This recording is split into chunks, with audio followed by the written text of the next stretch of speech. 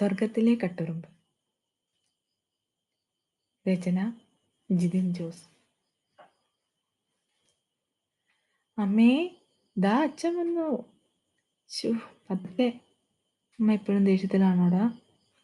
അയ്യടാ, അച്ഛന് രാവിലെ ബഹളം ഉണ്ടാക്കിയിട്ട് അങ്ങ് പോയാൽ മതിയല്ലോ. എന്തു പറ്റിയേ? സ്കൂളിൽ നിന്ന് വന്നപ്പോൾ മുതൽ ചായ കുടിക്കട, അവിടെ ഇരിക്കട, ഹോംവർക്ക് ചെയ്യട. അച്ഛൻ എവിടുന്ന് ഈ അമ്മയെ കിട്ടിയേ? അമ്മയ്ക്ക് എന്നാടാ കുഴപ്പം? ഈ അമ്മയ്ക്ക് ഭയങ്കര ദേഷ്യ. അച്ഛൻ അപ്പുറത്തെ വീട്ടിലെ ദിയയുടെ അമ്മേനെ കിട്ടിയപ്പോരായിരുന്നോ? മതിയായിരുന്നല്ലോ എടാ. നമുക്ക് നമ്മുടെ അമ്മേനെ ദിയയ്ക്ക് കൊടുത്തിട്ട് ദിയയുടെ അമ്മേനെ എടുത്താലോ? അതിനെ അമ്മ സമ്മതിക്കുമോ? എടാ, ഹോംവർക്ക് ചെയ്ത് കഴിഞ്ഞോ? വീണ അടുക്കളയിൽ നിന്നും ചട്ടുകം കയ്യിൽ പിടിച്ചുകൊണ്ട് ഹാളിലോട്ട് വന്നു. അമ്മ ചെയ്തുകൊണ്ടിരിക്കുക. എന്ത് ചെയ്തുകൊണ്ടിരിക്കുക? നീയും കള്ളം പറഞ്ഞു തുടങ്ങിയോ? ചെയ്യുമായിരുന്നു, അപ്പോഴാ അച്ഛൻ വന്നത്. പോയിരുന്നു ഹോംവർക്ക് ചെയ്യടാ.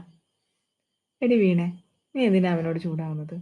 അവൻ IAS ഒന്നും അല്ലല്ലോ പഠിക്കുന്നത്. എടാ ചെറുക്ക, അച്ഛൻ്റെ കൂട്ടും കൂടി എൻ്റെ അടുത്ത് തർക്കുത്തരം പറഞ്ഞാലുണ്ടല്ലോ, ഞാൻ വരുമ്പോഴേക്കും ഹോംവർക്ക് തീർത്തില്ലെങ്കിൽ ഇനി ഞാൻ ശരിയാക്കും. വീണ വീണ്ടും അടുക്കളയിലേക്ക് പോയി. അച്ഛാ, പോയിരുന്നു ഹോംവർക്ക് ചെയ്യടാ. എടാ, നീ ഭക്ഷണം കഴിച്ചോ? ഇല്ല, അച്ഛൻ്റെ കൂടെ ഇരുന്ന് കഴിക്കാൻ അമ്മ പറഞ്ഞു. അപ്പോൾ അമ്മ കഴിക്കുന്നില്ലേ?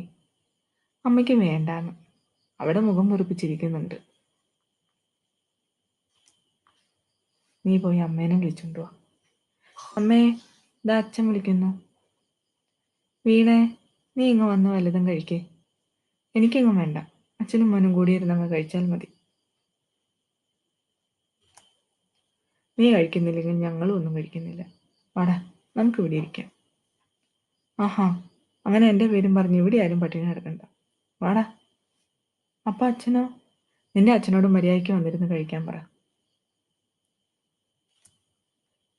അമ്മേ, നീങ്ങി കിടക്ക്. അച്ഛന് കിടക്കാൻ സ്ഥലമില്ല. അച്ഛനോട് നിലത്ത് കിടക്കാൻ പറ. അച്ഛാ, അച്ഛനെ അമ്മയെന്ന് ബെഡിൽ കിടത്തൂല, നിലത്ത് കിടക്കാൻ. എടി, നീങ്ങി കിടക്ക്. അയ്യടാ, അങ്ങനെ നിങ്ങളുടെ ഇഷ്ടം മാത്രം നടന്നാൽ പോരല്ലോ. ഇതാ അവിടെ പായും തലേണിയുണ്ട്, നിലത്ത് കിടന്നാൽ മതി. അമ്മേ, ഞാനും അച്ഛൻ്റെ കൂടെ കിടക്കുന്നത്. നീ എവിടെയെങ്കിലും പോയി കിടക്ക്.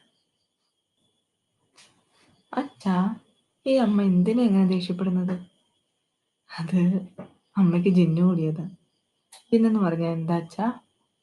ജിൻ എന്ന് പറഞ്ഞാൽ ഒരു തരം യക്ഷി.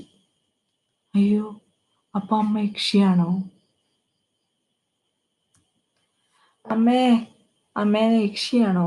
അച്ഛൻ പറഞ്ഞു അമ്മ യക്ഷിയാണെന്ന്. നിന്റെ അച്ഛൻ ഇന്ന് നിങ്ങൾ എന്താ മനുഷ്യ കൊച്ചിനോട് പറഞ്ഞു കൊടുക്കുന്നേ? ഞാൻ എന്നാ പറഞ്ഞു എന്നാ? നിങ്ങളൊന്നും പറഞ്ഞില്ലല്ലേ? ആഹാ, എന്നാ പുറത്ത് കിടന്നാൽ മതി. അയ്യോ, അമ്മ അച്ഛനെ റൂമിൽ നിന്ന് പുറത്താക്കാൻ പോകുവാണോ? അച്ഛനും മോനും ഇന്ന് പുറത്ത് ഹാളിൽ കിടന്നാൽ മതി. വീണ അച്ഛനെയും മോനെയും തല്ലി പുറത്താക്കി വാതിൽ കുറ്റിയിട്ടു. അച്ഛൻ ശരിയല്ല കേട്ടോ. അതെന്നാടാ? രാവിലെ അമ്മേനെ ചീത്ത വിളിച്ചതുകൊണ്ടല്ലേ അമ്മ നമ്മളെ റൂമിൽ നിന്ന് പുറത്താക്കിയത്? ആണോ? നീ ആരോടും പറയണ്ട. വാ, നമുക്ക് ആ സെറ്റിൽ കിടക്കാം. അച്ഛൻ വീതിയുള്ള സെറ്റ് വാങ്ങിയത് വെറുതെ അല്ലല്ലേ. കിടന്നുറങ്ങടാ. അച്ഛനും മകനും പതിയെ ഉറക്കത്തിലോട്ട് വഴുതി വീഴാൻ തുടങ്ങിയപ്പോൾ, അച്ഛാ, ഇതാ ജിന്ന്. എവിടെ? അത് അമ്മയല്ലേ. നീ എന്തിനാടി കൊച്ചിനെ പഠിപ്പിക്കുന്നത്? നീങ്ങി കിടക്ക് മനുഷ്യ. അച്ഛാ, അമ്മ എന്താ ഇപ്പോൾ ഇവിടെ വന്ന് കിടക്കുന്നത്?